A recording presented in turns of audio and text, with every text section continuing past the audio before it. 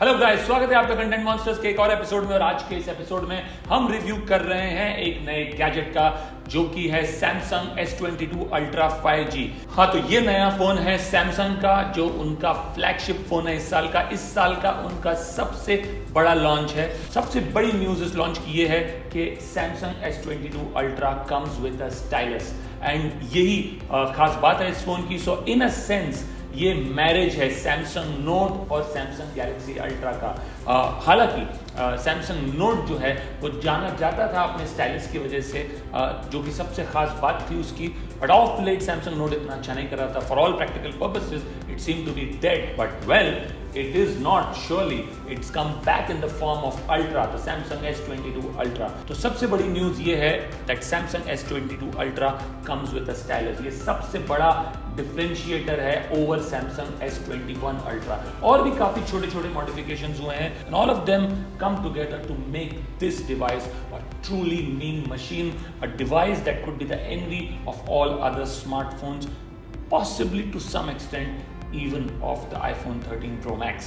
अब क्या खास बात है इस फोन की? फॉर स्टार्टर्स इसका 6.8 इंच AMOLED स्क्रीन, बहुत ही वाइब्रेंट स्क्रीन है। The colours are beautiful, the refresh rate is awesome.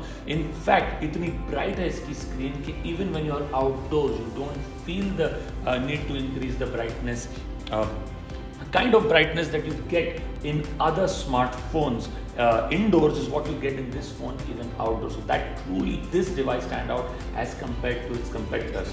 The other big difference that the Samsung S22 Ultra offers over its predecessor is that the camera lenses don't stick out as much as it did for the previous version. The shape of the camera, apart from the fact that it doesn't offer a bump, also has changed quite a bit, as you can see.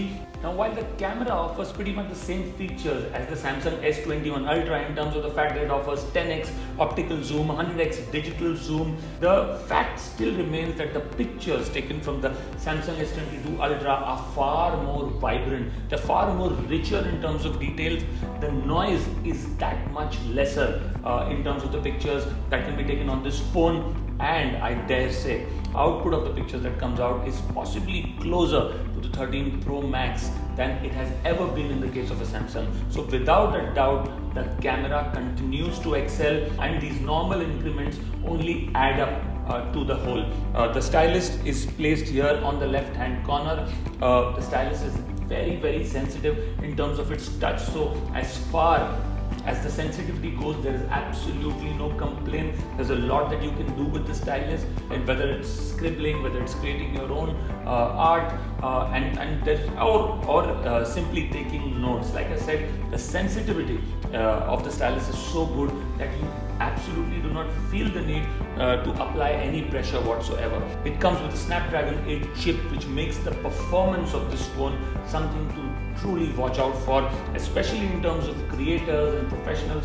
This is something that can really enhance your productivity in terms of how fast it is. So again, in terms of usage, in terms of user interface, everything that S22 Ultra offers works very well for its audiences. Also, the one improvement I see in Samsung S22 Ultra over its predecessor is that it doesn't heat up too fast. I've been using this phone for the last 3 or 4 days, and yet despite continuous usage, or even when it's being charged, the phone doesn't get too warm. As far as colors goes, it comes in 3 shades: burgundy, black and white. I've taken the black one because for me, I always prefer this color. And in terms of the look and feel of the phone, it does seem a bit heavy, a tad bit heavy as compared to the Samsung S21, but the look of the phone is very stylish. Now, all of this was what works for Samsung S22 Ultra. Now, what doesn't? Well, very clearly, like I said, maybe the weight is a tad higher than it should be.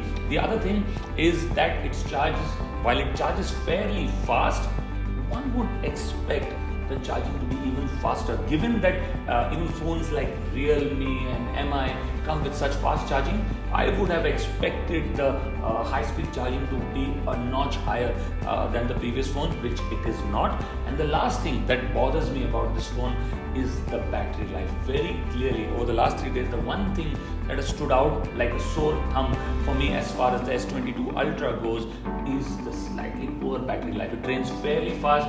I do use a lot of video, I do use a lot many apps on my phone, but yet despite all of that, I think the battery life may be a tad bit worse than the S21. There's no improvement there, so that to me sticks out like a sore thumb. Apart from that, this phone works perfectly for me, even from the purposes of video viewing. Given that I consume a lot of video on my phone, I think this is perfect. Like I mentioned earlier, the refresh rate is awesome, the brightness, the vibrancy of the screen, the richness of the colors and the images is truly something that's a notch or two above the previous phone. Now if I have to compare it with the iPhone 13 Pro Max, I'd say purely in terms of consumption of content, this phone would definitely work better for me as compared to the iPhone. The screen works very well for me, possibly better than the iPhone, but the battery life of the iPhone 13 Pro Max is definitely better than Samsung. Like I mentioned earlier, in terms of the quality of the pictures, it's come very, very close to iPhone. For the first time, I feel the Samsung phone offers the richness of pictures which is very close to the iPhone. So that to me works well. In terms of how costly the phone is, again, I think it's fairly close to the iPhone. I bought this one at 1,09,000. I bought this one at 1,10,000. It's a 256 GB storage. I get an upgrade bonus of 7,000 rupees because I had the Samsung S21 Ultra first for me. Therefore, it's a great deal. And just by paying another 2,500 rupees, I get a Samsung Galaxy S4 series watch, which I can either keep or sell. So all in all, I think Samsung's come out with a great deal on this phone. It's going all out. It's betting big on this phone this year for sure. Is it worth buying?